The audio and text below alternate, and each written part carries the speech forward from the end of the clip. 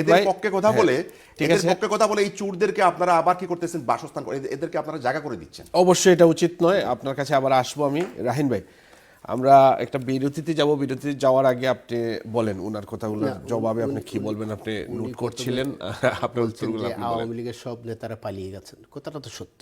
হ্যাঁ, বাস্তবতা হচ্ছে আমরা গত 15 বছর রাষ্ট্র চালনার পর এই ষড়যন্ত্রের কাছে আমরা পরাজিত। এটা স্বীকার করতে হবে। আমাদের গোয়েন্দা সংস্থা বলুন, সরকার বলুন, আওয়ামী লীগ স্বাভাবিক কারে ষড়যন্ত্রের কাছে আমরা পুরাপুরি পরাজিত। এটা বলে তো অসুবিধা কিছু নেই। আমাদের নেত্রী কিন্তু যেতে চান নাই। নেত্রীকে এই দেশের আইন শৃঙ্খলা বাহিনী সর্বোচ্চ পর্যায়ে তারা নিয়ে দিয়ে আসছে, উনি যান নাই। পরবর্তী স্তরের নেতাগুলা আপনি দেখেন 5 তারিখের নেত্রী প্লেনে মানে হেলিকপ্টারে ওঠার পরে আপনি চুপ বুঝে বাংলাদেশের পরিস্থিতি একবার দেখেন। আপনি দেখবেন গাছের সাথে মানুষকে মেরে আইএমই জাহিলিয়ার যুগে এইসব ঘটনা ঘটতো কিনা আমার সন্দেহ।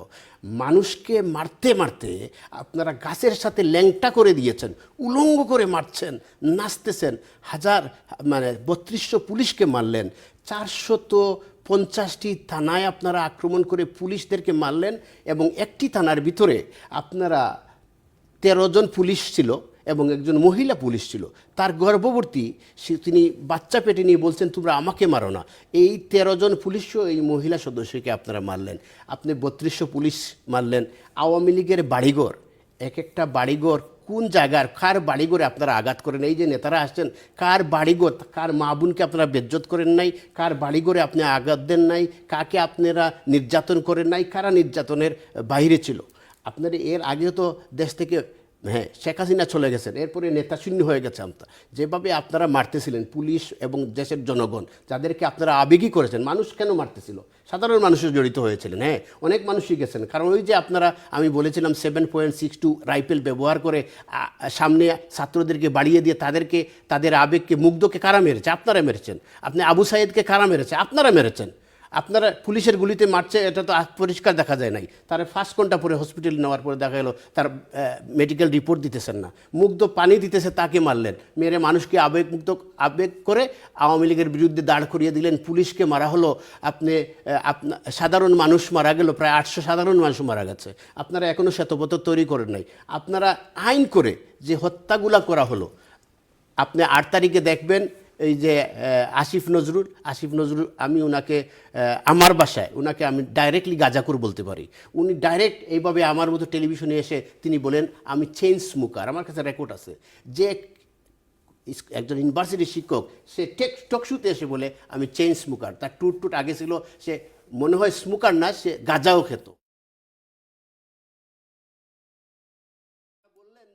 এই তারিখ থেকে এই তারিখ যেসব হত্যাকাণ্ড ও অরাজকতা হয়েছে তাদেরকে আমি ইন্ডিমিনিটি দিলাম, তাদের বিচার করা হবে না। তাহলে এই দেশে যেখানে আপনারা মারতেছেন, আমাদের শত শত যুবলীগ আওয়ামী লীগ নেতাকর্মীদের আপনি মেরে ফেললেন, আমরা মারার জন্য কি সেখানে থাকবো? তারপরেও আমি বলি এই নেতারা থাকতে পারতেন। আমরা 330টা, আমি তাদেরকে, আমরা যে কোনো সময় আমরা তো গ্রাস লেভেলের সাধারণ কর্মী, আমরা তাদেরকে ঘৃণা করি। কেন তারা দেশ ছেড়ে চলে আসছেন?